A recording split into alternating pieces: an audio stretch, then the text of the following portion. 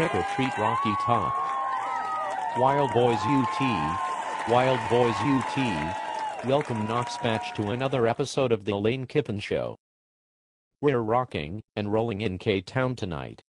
Tonight's special guest is none other than the old ball coach from Gas Pumper U, Steve Spurrier. Coach Spurrier and I have the two biggest egos in the SEC.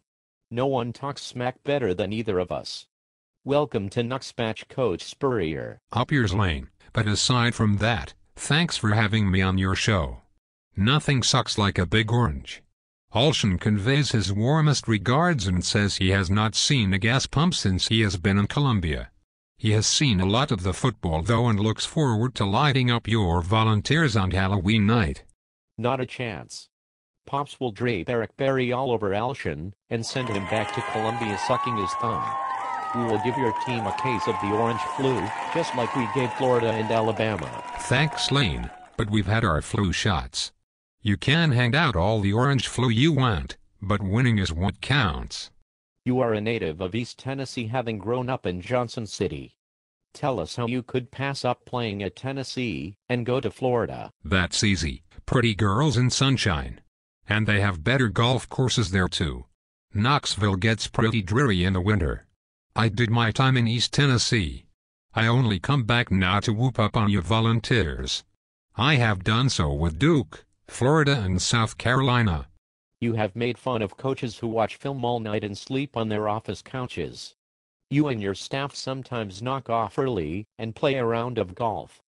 You make millions. How do you get away with that?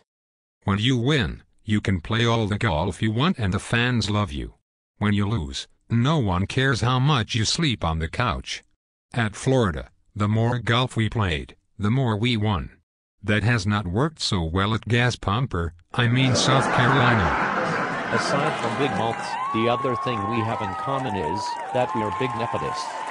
I hired my dad and brother-in-law, David Reeves.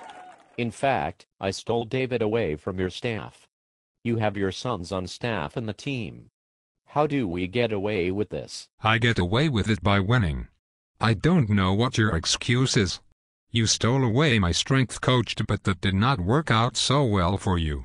Well, you win a few and lose a few. I've racked up more SEC reprimands than you this year, and have a few more coming.